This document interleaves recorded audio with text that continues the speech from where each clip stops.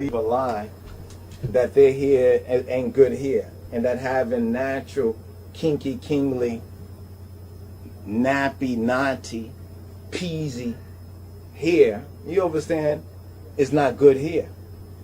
You know, it's not. That's a lie. That's a lie from the pit of hell.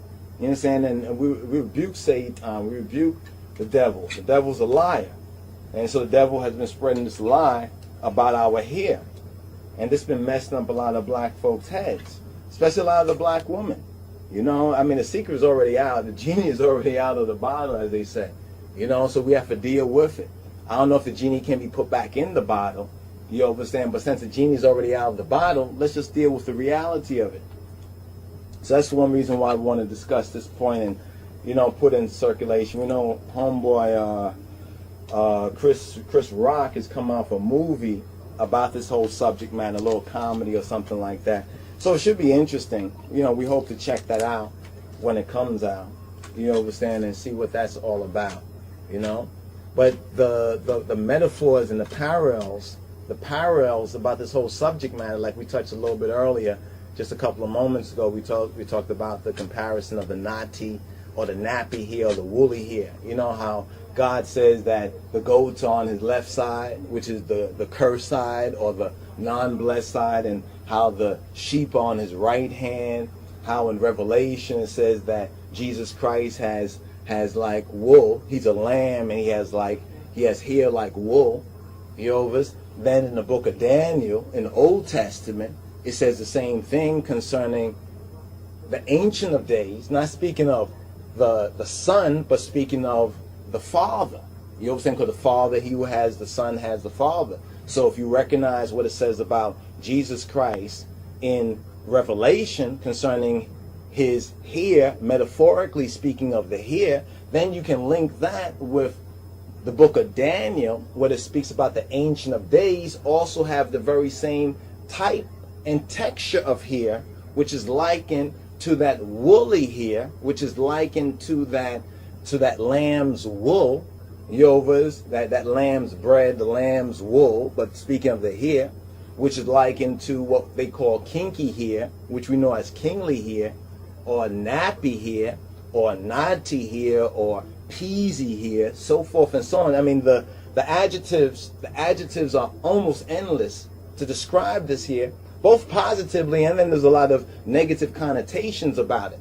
But not being deceived, like Eve was. Remember, Eve was deceived by the serpent, and Adam just stood next to her, and he also ate of that. Now, if we look at the whole Garden of Eden thing, the Ganeta Eden, the Misale, the seminal work, you understand the metaphor of the Ganeta Eden, of the Garden of Eden. The interesting thing that we can find, just even concerning the issue of hair, and good hair, and black hair, and nappy hair, and naughty hair, and kinky, kingly hair, right? If we look at the, make a parallel to that, we see the same thing happen in the black community. Because mainly, it's the woman, a lot of the black females who have been deceived from being very small, very young, by their mothers and by their aunties and other women around them who also have been deceived. So it's like a self-perpetrating deception. A self-perpetrating deception. And the men, the black men, basically stand next to them, and many of them too get deceived too. And they take of this type of metaphorical tree and also perm their heads too. You understand? Or they get like the Jerry curls. And been there, done that. Get the Jerry curls or the perms and so forth and so on to their hair as well. They don't speak out. But now where does the woman get this? Go back to the garden, the Ganeta Eden. You understand? The woman, according to Hawa or Eve, she listened to the subtle serpent. She listened to the serpent. You understand? Who was more clever, subtle, who was a deceptor, was a Decepticon in the garden, was a liar. She listened to the serpent. The serpent deceived her. She was beguiled. She was tricked. So a lot of black women getting these perms and weaves and everything else and feeling they look better and they feel feelings. The same thing that happened to Eve. After she looked at the tree, you understand, after she was deceived, she looked at it and in her own eyes. The key thing about the Ganeta Eden parable, in her own eyes. You understand? It's like the Bible says, there's a way that seems right to a man, to a human being, but the end thereof leadeth to death. The end thereof is death.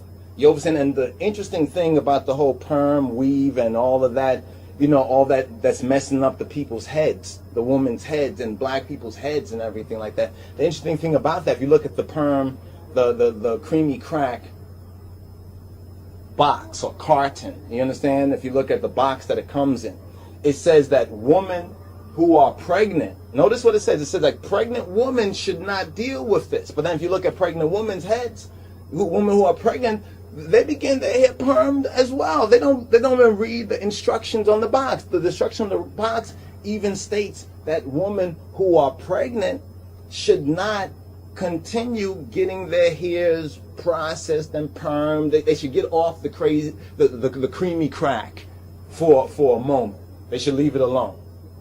Now you have to ask yourself, well, why is that?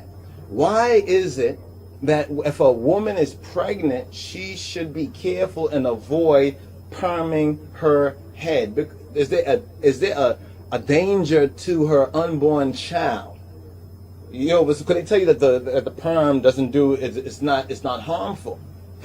But if we will compare modern day black women, you understand, if we really do a real comparison to their mothers and mothers' mothers, let's go to the quality of people.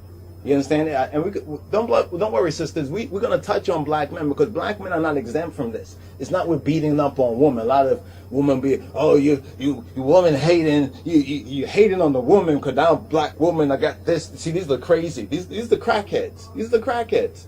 Their heads have been cracked because if you know about the perm and everything, it cracks your head. It does that.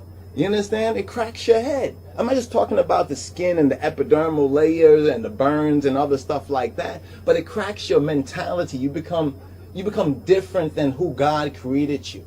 You're no longer in God's creation. You understand? You are rejecting God's creation. You're not working with God's. You are extremely, extremely and dangerously altering the workmanship of God. The handiwork of God. You are destroying his creation. You understand? And it's interesting that this is done at the head. Like if a person's head is not right, you can always tell for a lot of Negroes. You understand what they get up there on top. This doesn't mean that some people who have perms, don't have some sense. They don't think that.